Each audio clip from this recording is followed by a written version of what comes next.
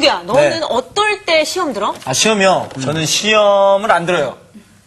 나는 네가 그럴 때마다 내가 시험 든다. 아, 그래, 시험 들어요? 빨리. 저는요, 이쁜 여자가 미니스커트 입고 있을 때, 야, 그때 시험 들어요. 그래? 네. 진짜 어머, 너무 그러네. 본능적이다. 그럼 나오나, 너는? 나는 나한테 필요 없는 물건, 그러니까 아무리 그냥 저렴한 거라도 네. 그냥 갖고 싶은 마음이 막 들 때 있잖아. 필요 없는데. 저요? 정말 시험 든다. 쟤 자꾸 시험 들게 만든다. 사원 씨는? 맛있는 음식을 보면 말이야. 이게 먹고 싶은 충동이 느껴. 한 모금이라도 먹어서 이게 어떤 맛일까? 이게 못 참겠어. 거짓말, 진짜로. 거짓말. 거짓말. 야, 얘. 저번에 아빠는 시험 오늘 든다. 진짜 아유, 너 오늘 내가 진짜. 잠깐, 너 안 되겠어. 언니는. 나는 하지 말아야 와, 좀 좋다. 하지마. 돼. 이럴 시험 들어. 감사합니다.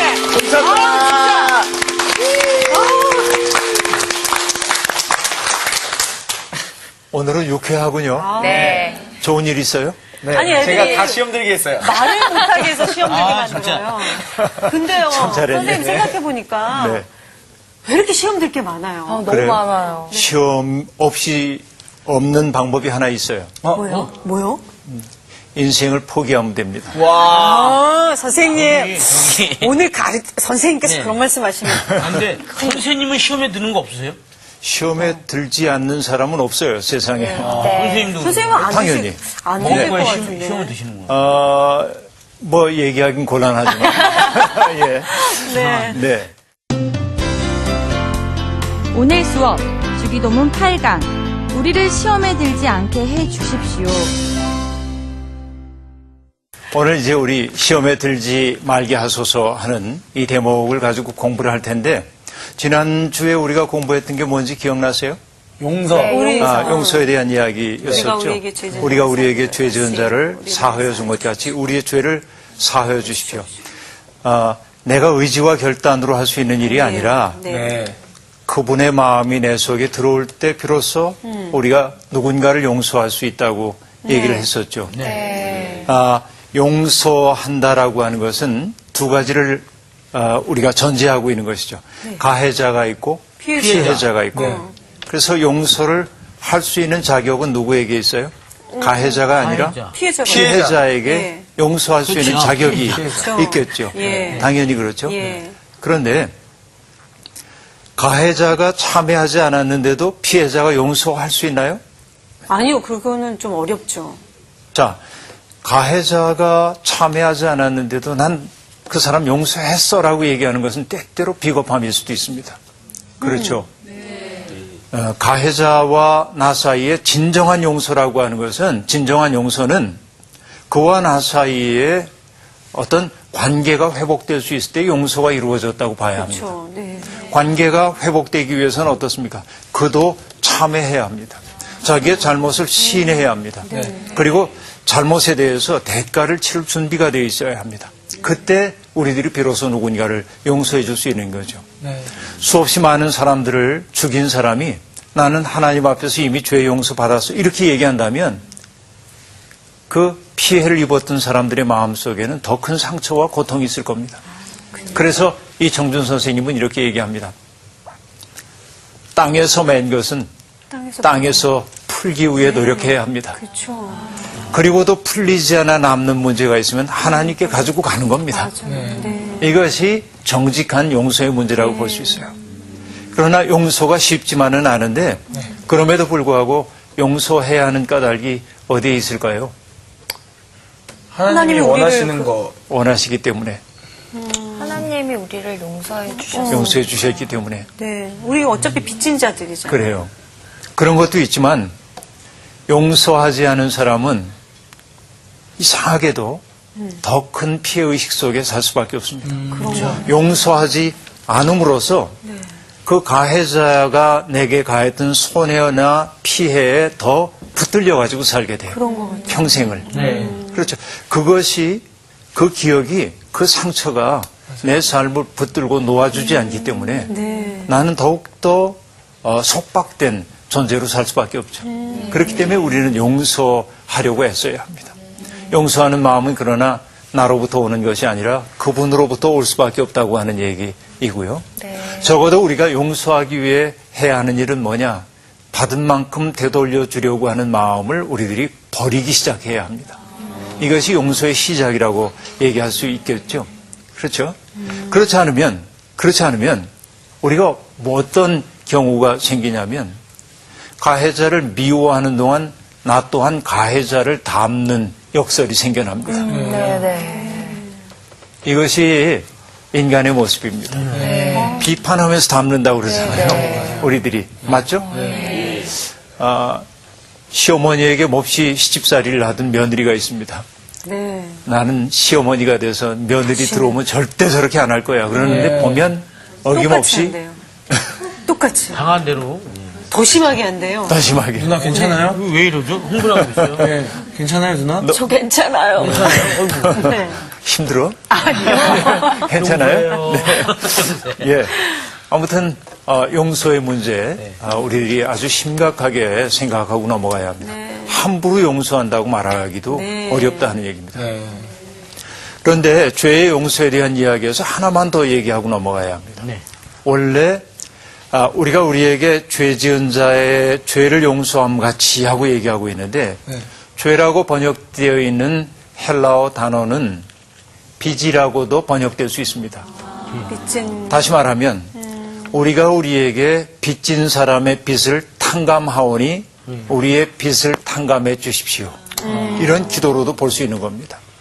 그러므로 이 기도를 드린다고 하는 것은 어떤 것이 되어야 하냐면 그저 정신적으로 지은 죄, 우리가 도덕적으로 지은 죄만이 아니라 남의 몫을 내가 가로채고 있었던 것들 생각하고 남에게 돌아가야 할 몫을 내가 되돌려 주는 것 같이 하나님 내 빚을 탕감해 주십시오라는 기도 될 수 있어야 합니다. 그러니까 이 기도는 상당히 급진적 기도일 수 있는 것이죠. 여러분 우리가 이 세상에서 지고 있는 빚들이 아주 많이 있죠. 마땅히 누군가가 가져야 할 몫을 내가 누리고 있는 것들이 얼마나 많은지 모릅니다. 그렇죠? 그러므로 이 기도를 드리는 사람들은 정말 자기의 삶을 혁명적으로 바꿔나가는 노력을 하지 않으면 안 된다 하는 말씀입니다. 자, 이해됐죠? 이제 오늘 우리가 함께 얘기해야 할 내용이 우리를 시험에 들지 말게 해달라고 하는 기도입니다. 그렇죠? 그런데 우리 지난 시간에도 얘기를 했었어요. 금지는 유혹이다. 기억납니까? 아우, 자꾸 하고 싶어. 자꾸 하고 싶어요.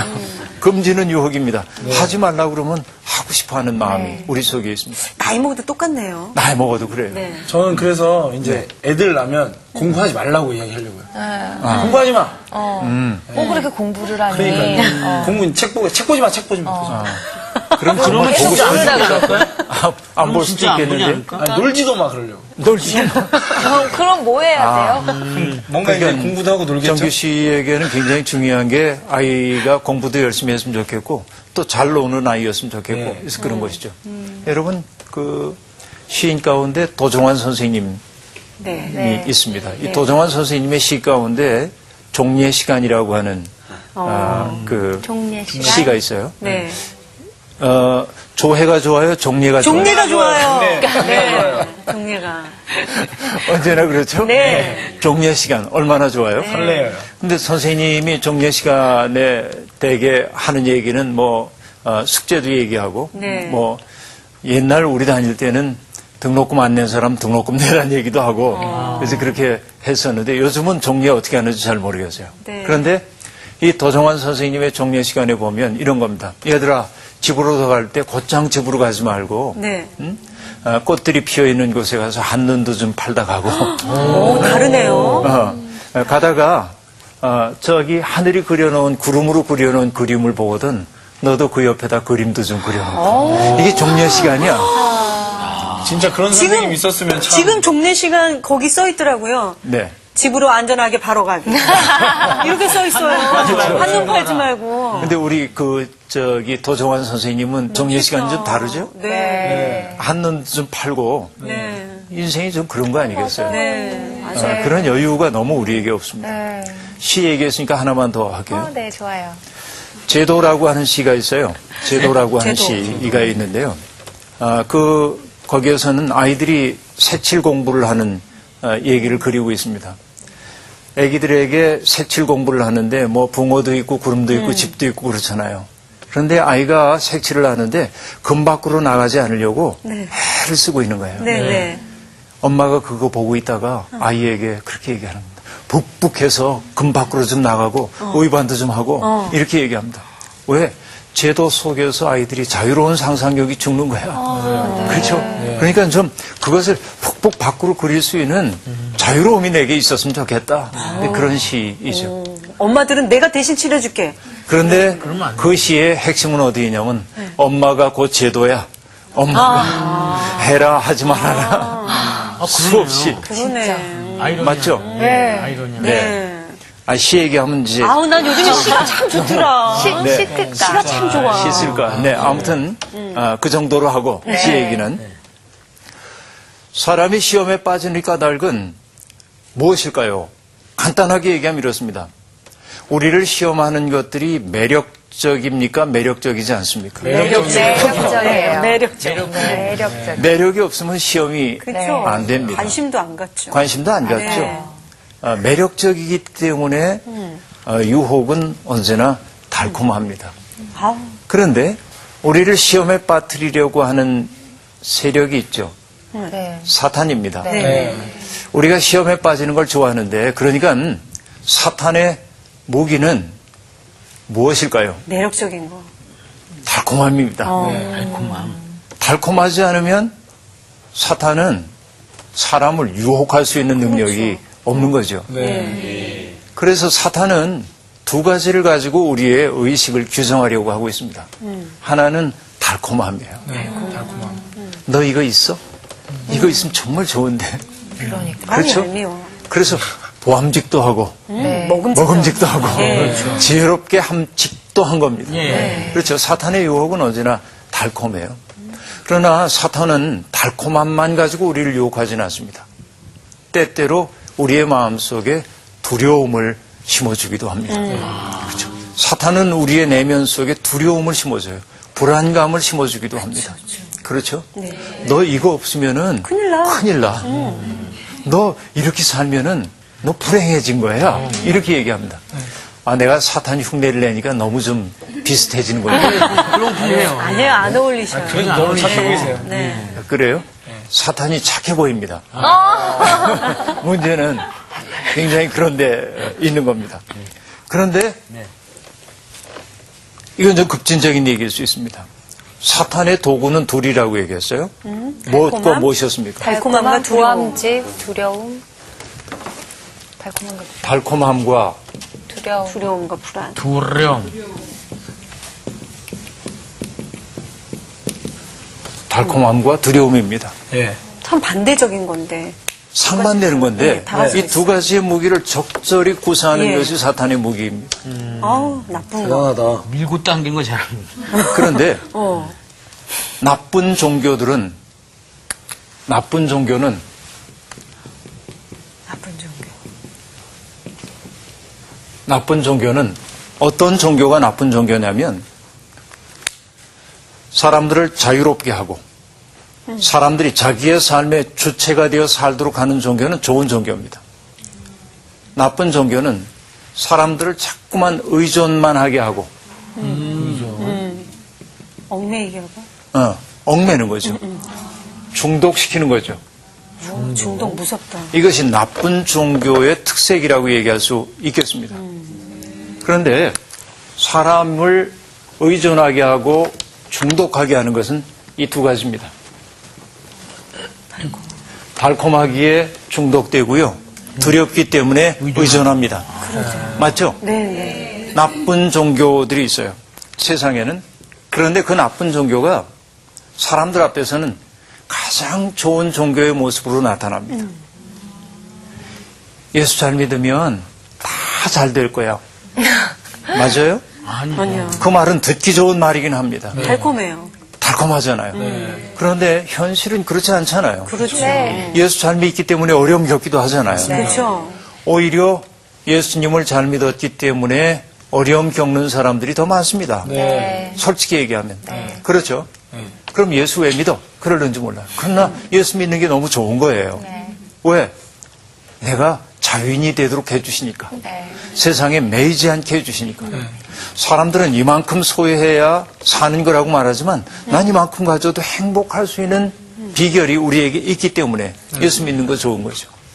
남들처럼 평안하게 살지 않는다 해도 내가 어려움을 겪는다 해도 내 인생의 주체가 되어 살고 당당하게 살고 내면 속에 내면이 똑바로 수직의 중심을 가진 사람으로 산다고 할 때 나는 고통도 오케이 받아들이겠어. 이 내적인 든든함이 내 속에 생길 때 예수 믿는 보람이 있는 거 아니겠어요? 네. 그러나 나쁜 종교는 우리에게 늘 넌 그건 불행한 거야. 넌 그렇게 사는 거 아니야. 그렇게 얘기하면서 다 잘 되게 해준다고 얘기합니다.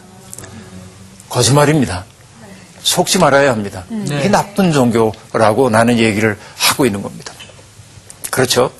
사람이 시험에 빠지고 있는 까닭은 이 두 가지의 달콤함과 두려움에 대한 기호가 있기 때문이라고 얘기했는데 여러분 사람 속에는 두 가지의 유혹이 있습니다. 하나는 뭐냐? 남과 달라지고 싶은 마음이 있습니다. 예컨대 내가 오늘 옷을 이렇게 입고 나왔는데 상훈 씨가 나하고 똑같은 옷을 입으면 어이쿠 그렇고 그렇죠. 민망하죠, 민망해. 민망하죠. 민망합니다. 사이즈가 안 맞을 거. 사이즈가 안 맞아요. 일단 네. 그런데 남과 같은 것은 싫고 남과 달라지고 구별되기를 소원하는 거죠. 네. 사람들이 명품을 소비하는 까닭은 그 명품이 최고의 제품이기 때문이라기보다는 그 명품이 나를 다른 사람과 구별해주기 때문에 명품을 선호합니다. 그렇잖아요. 예. 명품이 명품일 수 있는 까닭은 뭐냐? 희소해야 합니다. 누구나 다 가질 수 있으면 명품이 아니야, 이미. 그렇죠. 그런데 하나님의 질서는 거꾸로입니다. 하나님은 모든 사람에게 가장 필요한 것을 가장 흔하게 만들어 주셨습니다. 그렇죠? 공기, 물, 이런 거. 맞아요. 그거 없으면 인간이 한순간도 살 수 없는데 네. 은혜의 세계에서는 가장 흔한 것이 은혜입니다. 네. 그렇죠? 인간이 만들어낸 인후의 세계 속에서는 거꾸로입니다. 네. 희소한 것들이 가치를 갖게 됩니다. 네. 맞아요. 그래서 우리가 살고 있는 이 세상 자본주의 질서는 끊임없이 희소성의 신화를 가지고 우리를 유혹. 사로잡습니다. 나온 씨 이 핸드백 가져야 돼. 그래야 응? 구별돼. 이렇게 얘기합니다. 달라 보여. 달라 보여. 그렇죠. 이 유혹이 끊임없이 사람에게는 있습니다. 그러나 사람은 남과 달라지고 싶은 생각도 있지만 남과 같아지지 않으면 또 못 견딥니다. 남들이 하는 거 내가 안 하면 불행해지고. 그렇죠. 유행? 유행. 유행. 책도 그래요. 우리나라의 책 보면 정말 좋은 책들이 많이 소비되었으면 좋겠는데 남들이 보는 책들을 보기 때문에 양극화되고 있습니다. 어떤 책은 20만 부, 30만 부, 심지어는 100만 부가 팔립니다. 그런데 정말 양질의 책 1000권 팔리기도 어려운 책들이 너무 많이 있습니다. 한 번 에피소드가 있는데요. 네. 어느 심포지움 자리에 갔습니다. 심포지움 자리에 갔는데 제 옆에 앉아있는 분이 어느 대학의 교수님이셨고 나도 그 자리에 앉아서 같이 이제 대화를 나눠야 합니다. 근데 나는 늘 배낭을 메고 다니거든요. 제 배낭이 이렇게 열려 있었습니다. 옆에 세우는 배낭이. 근데 옆에 앉으신 분이 슬쩍 이렇게 보다가 제게 얘기했습니다. 제 책 보고 계시네요. 그래서 그래요? 그리고 읽고 있던 책을 꺼냈습니다. 그분이 쓰신 책이 아니고 번역한 책이었어요. 그런데 두툼한 굉장히 중요한 책이었습니다. 이 책 많이 나가나요? 그랬더니 번역한 지 3년이 됐는데 300부 나갔습니다. 아이고. 그렇게 말합니다. 1년에 100부씩. 예. 야. 그러니 몇 년 걸려서 번역을 했는데 네. 이게 이제 양극화죠. 사람들은 상훈 씨가 책을 읽고 있으면은 궁금해요. 그리고 그 책을 나도 읽지 않으면 왠지 뒤떨어질 것처럼 느껴집니다. 그렇죠. 그래서 책도 수십만 부 나가는 책들이 사람들에게 소비되고 있습니다. 이건 난 안 좋은 현상이라고 봐요. 특별히 나는 베스트셀러로 사람들이 열심히 보는 책들은 가급적 안 봅니다. 굳이 뭐 그렇게 볼 거 없다. 그 생각이 제게 있기 때문입니다. 그런 저를 두고 사람들은 청개구리라고 얘기하기도 하지만 그래도 할 수 없어요. 너무나 많은 대중들이 소비하는 것, 사람들이 그렇게 좋아하는 까닭이 뭐냐면 남과 같아지기를 바라는 거죠. 남과 구별되기를 바라면서도 남과 같아지지 않으면 안 되는 역설. 무엇 때문일까요? 그 마음속에 불안이 있기 때문에 그렇습니다. 언제나 불안이 있기 때문에 그래요. 그 불안을 채우기 위해서 우리가 두리번거리다 보니까 사탄이 와가지고 저런 것들 가지고 우리를 유혹할 수도 있습니다. 그렇죠? 인간이 육체를 가지고 있다는 사실이 참 고맙죠. 내가 몸을 가지고 있다는 사실은 참 고마운 일입니다. 그런데 육체를 가진 존재가 슬프기도 합니다. 어떨 때 슬퍼요? 아파서. 아플 때. 아플 때. 네. 정말 그렇죠. 네. 나는 어렸을 때 부모님과 떨어져서 서울에 올라와서 살았어요. 제일 큰 문제는 아플 때. 아플 때입니다. 네. 고통의 문제를 홀로 직면해야 한다고 하는 거, 그것처럼 어려운 일이 없습니다. 그렇죠? 네. 아플 때 그래요. 또 육체를 가지고 있는 게 슬프다는 게 배고플 때도 때. 그러네요. 어떤 분들이 그럽니다. 배고픔 슬프대. 저는 그 마음을 잘 이해를 하진 못하지만 왜냐하면 별로 배고파 본 적이 없기 때문에. 그렇죠? 그런데 인간이 육체를 가지고 있다는 건 참 슬프다 하는 얘기를 제가 하고 있는데 인간이 육체라고 하는 것은 동물성입니다. 결국은. 네. 동물성이기 때문에 인간에게는 몇 가지 욕구들이 생겨나옵니다. 어떤 욕구일까요? 먹고 싶은 욕구가 있습니다. 자는 거. 네, 자는 것도 있고요.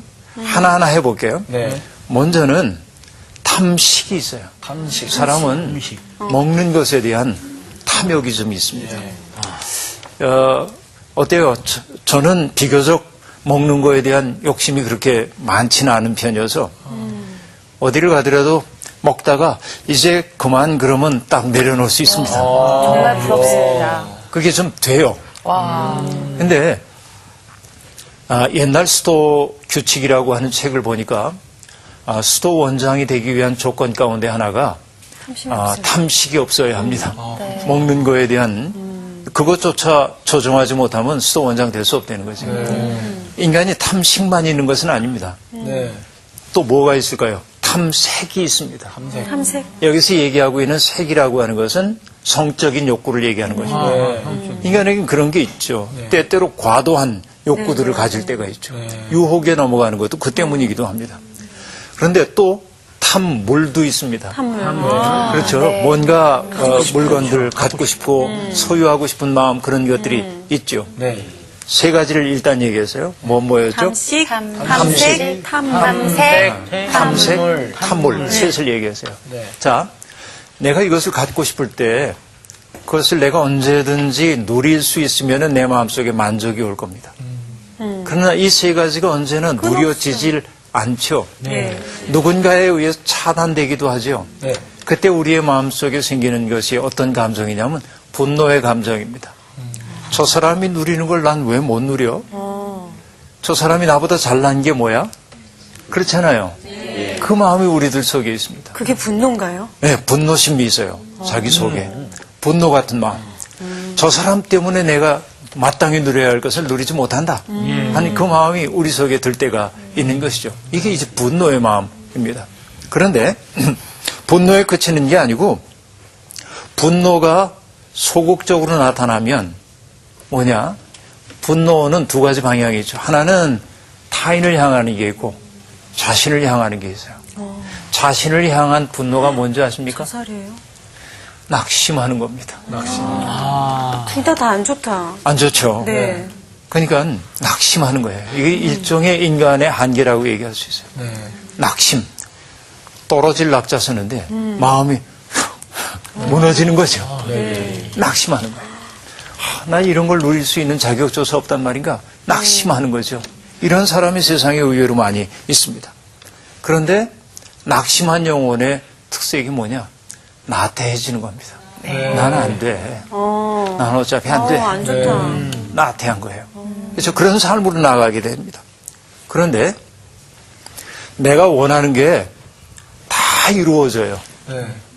그렇게 되면 여러분 그 사람은 행복해질까요? 아니요, 끝이 없죠. 끝이 없죠. 만족이라는 게 없죠. 그래서 그 사람은 원하는 게 다 이루어질 때 그 사람은 어리석어집니다. 그렇죠.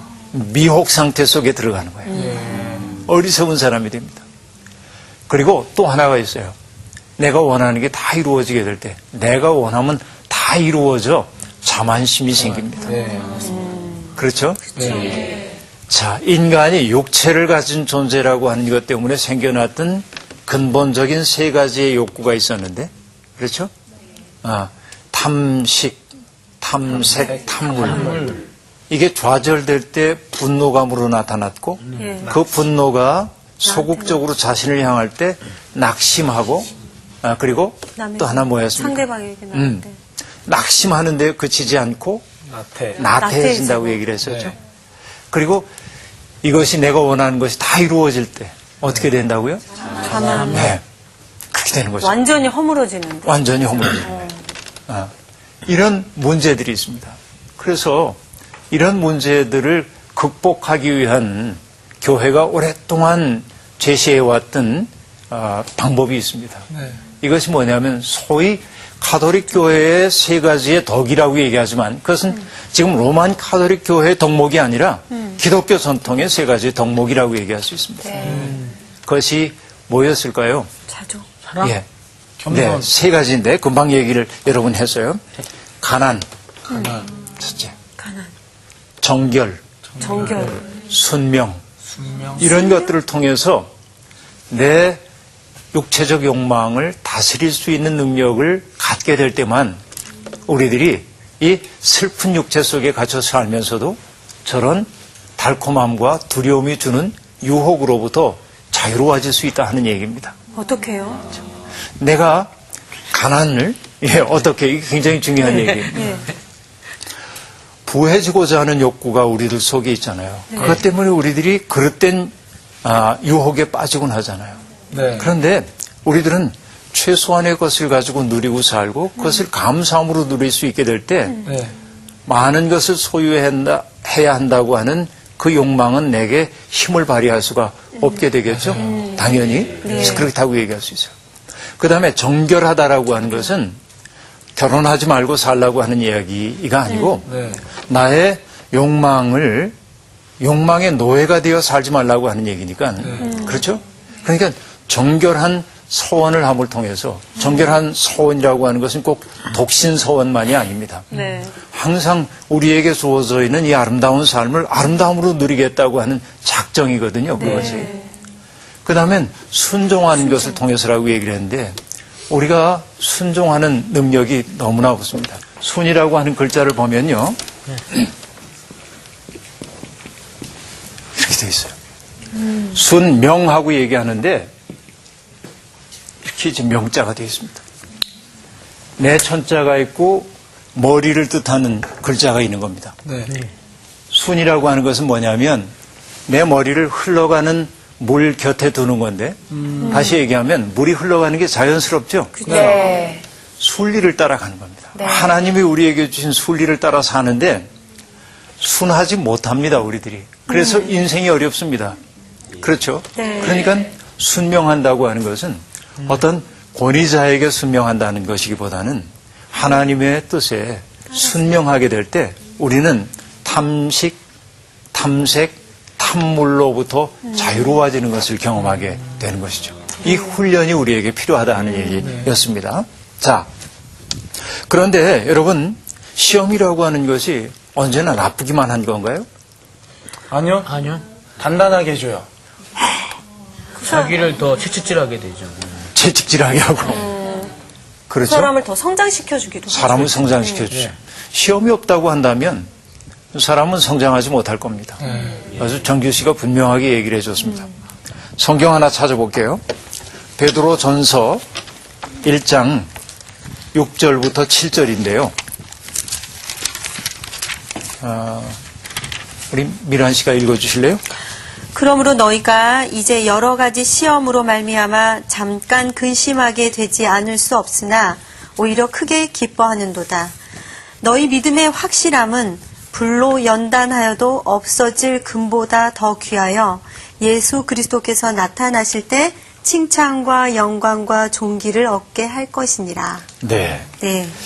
여러 가지 시험으로 말미암아 잠깐 근심하지 않을 수 없어. 그렇죠. 이때 시험이라고 하는 것은 저런 시험만을 얘기하는 것은 물론 아닐 겁니다. 그렇죠. 무엇을 우리가 연상해야 합니까? 성도들이 받는 시험 가운데 아주 중요한 시험이 있는데요. 예수 그리스도께서 광야에서 받으셨던 시험 생각나죠? 네. 어떠한 시험이었습니까? 먹을 거. 떡이 되게 첫 번째로는 돌을 떡으로. 떡으로 바꿔보라고 하는 시험이 있었습니다. 예. 두 번째는 뛰어내려. 성전 꼭대기에 올라가서 뛰어내려보라고 하는 시험이 있었습니다. 셋째는 마귀에게 절 한 번만 하면 천하만국을 다스리는 권세를 주겠다고 얘기하고 있죠. 네. 첫 번째 시험은 어떤 것이었냐면 먹는 거죠. 돌이 떡이 되게 하는 것이니까 우리는 그런 유혹을 받을 때가 아주 많이 있습니다. 우리에게 그런 능력이 있다면 얼마나 좋을까. 세상에 굶주림의 문제가 없을 텐데. 그렇죠. 그러나 여러분, 빵의 문제가 해결된다고 해서 사람이 사람다워지는 건 아닙니다. 그렇죠. 그래서 예수님이 하신 말씀, 사람이 떡으로만 사는 게 아니라고 얘기했어요. 떡을 무시하는 게 아닙니다. 떡도 중요해요. 그러나 전에도 얘기했습니다. 인간은 떡으로만 사는 게 아니고 뭘 먹고 산다고요? 기억나세요? 의미를 먹고 산다. 그렇게 얘기했었죠. 기억이 나십니까? 인간은 의미 있다고 느낄 때 살 수 있어요. 빅터 프랭클이라고 하는 오스트리아 출신의 정신의학자가 있었습니다. 이 사람이 나치에 의해서 유대인이기 때문에 수용소에 갇혀 있었습니다. 이때 그분이 이런 생각을 합니다. 강제 노역에 시달리면서 스스로 이렇게 생각하는 겁니다. 내가 여기에 이렇게 힘들게 노동을 함으로써 내가 힘들면 힘들수록 내 가족들이 평안해지기를 소망하는 거예요. 그러자 내가 하고 있는 이 육체적인 중노동이 의미 있는 노동이 됐어요. 그렇죠. 실제로 이 빅터 프랭클이 그 노동을 하고 있을 때 가족들은 다 죽었거든요. 이미 죽임을 당했어요. 그럼에도 불구하고 그는 이 일이 의미 있다고 느끼니까 견뎌낼 수 있었습니다. 그래서 그분이 했던 중요한 말이 뭐냐. 인간은 의미의 의지를 가지고 있다 하는 얘기예요. 의미가 있을 때 사람은 산다 하는 얘기예요. 의미가 없을 때 사람은 죽을 수밖에 없다 하는 얘기죠. 예수님이 우리에게 일깨워 주신 건 그겁니다. 사람들은 빵의 문제, 밥의 문제에만 매달려 살고 있지만 정말 중요한 것은 뭐냐. 그 문제만 가지고 인간을 규정할 수 없어. 인간은 빵의 문제 못지않게 의미의 문제가 해결돼야 하는 존재예요. 이게 하나님의 형상대로 지음받은 인간의 모습이죠. 또 성전에서 뛰어내리라고 얘기합니다. 사람들은 신기한 거 좋아합니다. 기적이 일어나기를 소망합니다. 제가 했던 얘기 기억나세요? 물 위를 걷는 것만이 기적은 아닙니다. 뭐가 기적입니까? 내가 대지 위에 발을 딛고 서 있다는 것도 기적입니다. 내가 숨 쉬고 있다는 것도 기적입니다. 다만 기적으로 여기지 않을 뿐이죠. 물 위를 굳이 걸으려고 할 필요 없습니다. 배 타고 가면 됩니다. 그렇죠. 그런 기적이 꼭 필요한 거 아닙니다. 정말 기적을 깨닫는다고 하는 것은 뭐예요? 내가 살아있는 게 기적이고 내가 숨 쉬는 게 기적이고 그거 눈을 떠야 되는 거죠. 예수님이 말씀하셨던 건 그겁니다. 우리가 음식을 먹을 때 맛있다고 해가지고 날마다 별식만 먹고 살 수 있나요? 아니죠. 베이스가 되는 건 뭐예요? 늘 밥입니다. 밥은 맛있게도 먹지만 밥의 위대한 특성은 뭐냐면 담담하다는 데 있습니다. 변함이 없어. 자극적이지 않은 거죠? 우주가 담겨 있어요. 이게 중요해요. 이게 우주가 담겨 있고. 예. 그래서 사람들이 신비한 거, 특별한 거 여기에 관심을 갖는데 이것도 인간이 빠질 수 있는 유혹입니다. 많은 사람들이 이단 종파에 빠지고 있는 까닭이 뭐냐면 그 신비한 것에 대한 뭔가를 보여준다고 그들이 말하기 때문에 그렇습니다. 우리만 진리를 알고 있다고 말하기 때문에. 그 다음에 예수님이 받으셨던 세 번째 시험이 뭐였다고요? 절하라는 거. 사탄에게 절 한 번만 하면 만국을 다스리는 권세를 준대요. 여러분 그 얘기 들을 때 어떤 느낌이 듭니까? 그냥 아무도 안 보는데 한번 그냥 질끈 눈 감고 절하셨더라면. 근데 여러분 한 번이 어렵지 두 번, 세 번은 맞아요. 쉽습니다. 네. 물도 흘러간 것으로 흘러갑니다. 사탄은 교묘합니다. 한 번만이라고 얘기합니다. 근데 그 한 번만이라고 하는 게 습관이 되도록 되어 있거든요. 그렇죠? 마귀에게 절하는 순간 우리의 삶은 마귀에게 속하게 되는 거죠. 우리에겐 끊임없이 이런 시험이 옵니다. 아까 우리가 처음 얘기할 때 나보고 시험 받지 않냐고 물었는데 내가 말할 수 없다고 얘기를 했는데 이런 시험이 없다고 말할 수 없습니다. 몸을 가지고 살고 있는 사람에겐 끊임없이 이런 시험이 오도록 되어 있습니다. 그러나 그 시험이 있기에 더 정신 차리게 됩니다. 아, 내가 그렇게 가면 안 되지. 그렇죠? 그래서 시편 기자도 얘기합니다. 여호와여, 나를 살피시고 시험하사 내 뜻과 내 마음을 단련하소서. 이렇게 기도합니다. 그렇죠? 하나님이 바로 시험당하고 있는 내 마음을 살펴주셔서 나를 단련해 줄 것을 요구하고 있습니다. 자, 여러분, 그런데 우리가 시험당할 때 우리를 도우시는 분이 있습니다. 예수 그리스도이십니다. 나는 성경 가운데서 참 좋아하는 구절이 하나 있습니다. 히브리서인데요. 한번 찾아보세요. 히브리서 히브리서 4장 15절입니다. 4장 15절 356쪽이네요. 상훈 씨 한번 읽어주실래요? 우리에게 있는 대제사장은 우리의 언약함을 동정하지 못하실 이가 아니요 모든 일에 우리와 똑같이 시험을 받으신 이로되 죄는 없으시니이다. 네. 이 얘기인데요. 언제나 이것이 우리에게 얼마나 큰 위안이 되는지 알 수 없습니다. 예수님이 우리와 달리 전혀 시험을 받지 않으셨다고 한다면 우리를 도우실 수 없을 거예요. 맞아요. 그렇죠? 네. 아, 정규 씨 얘기 참 잘했어요. 공감. 그렇죠. 똑같은 시험을 받았기에 우리의 마음을 아시는 겁니다. 공감하는 거죠. 그래서 그리스도께서는 똑같이 우리와 시험을 받으셨기 때문에 우리가 시험에 빠지고 넘어지고 할 때 우리를 긍휼히 여겨주십니다. 정죄하는 눈빛으로만 바라보지 않으십니다. 하나님의 은혜가 뭔지 아시겠어요? 이런 겁니다. 하나님의 은혜 안에서 산다고 하는 것은 넘어지지 않는 사람이 되는 게 아니라 뭘 깨닫는 거냐면 내가 넘어지고 또 넘어져도 그리스도의 은혜 바깥으로 떨어질 수 없음을 알고 사는 거예요. 그래서 여러분 시험에 들기도 합니다. 살다 보면. 그때 낙심하지 마시길 바랍니다. 어떻게 해야 되냐면 하나님이 이렇게 얘기하실 거예요. 상훈아, 또 넘어졌구나. 그래, 그게 너지. 하지만 나는 믿어. 내가 다시 일어설 수 있다고. 그렇죠.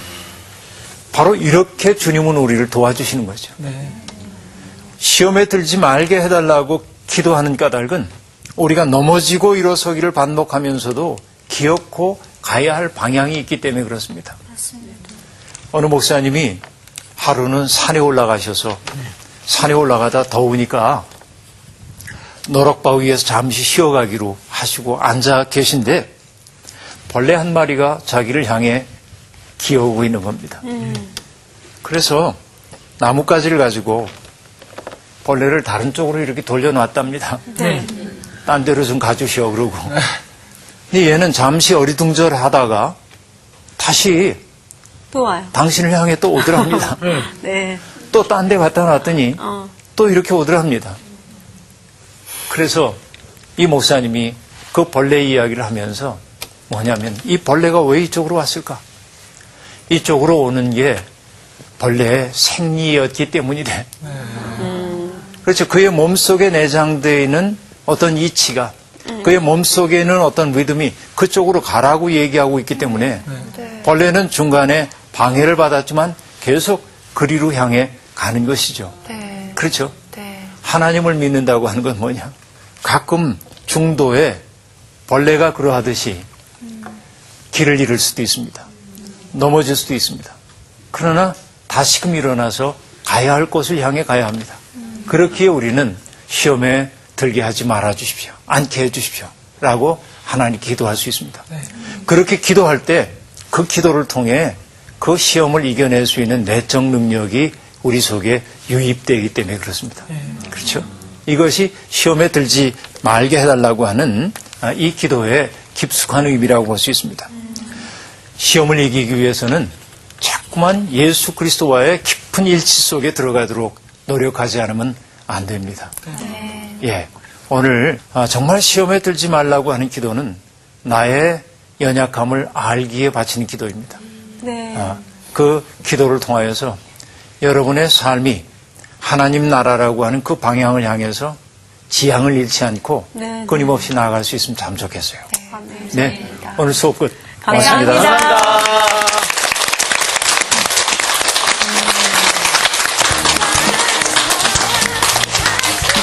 처음에 시험 들 게 너무 많다고 했었는데 지금 수업하고 나니까 딱 정리가 되지 않아요? 근데 시험이 이제는 시험처럼 안 보여. 그러니까. 네, 시험처럼. 왜냐면 예수님께서 먼저 시험에서 이기셨기 때문에 벌써 우리 이긴 인생을 사는 거 아니겠어요? 거짓말! 이번 주 퀴즈입니다. 야곱이 하늘까지 닿은 사닥다리 환상을 경험한 곳으로 이곳의 원래 이름은 루스였습니다. 에서를 피해 밧단 아람으로 도망가던 야곱이 하나님을 만난 뒤 불렀던 이 곳의 이름은 무엇일까요? 1번 베델, 2번 실로, 3번 세겜, 4번 길갈. 정답을 아시는 분은 CBS 성서학당 홈페이지에 정답을 올려주시거나 우편으로 보내주시면 됩니다. 보내실 곳은 서울특별시 양천구 목동서로 159-1번지 CBS-TV 성서학당 담당자 앞입니다. 연락처를 꼭 남겨주세요. 선정되신 분들에게는 대한성서공회에서 성경, 크리스천 전문 쇼핑몰 CBS몰에서 전자성경 홀리 이바이블, 홍태근 선생님의 쾌도남마 요한계시록, 김기석 선생님의 시편 설교문 행복하십니까? 아니요, 감사합니다. 신우인 선생님의 이사여서 강의, 예수님의 지문이 찍힌 책 가운데서 하나를 드립니다.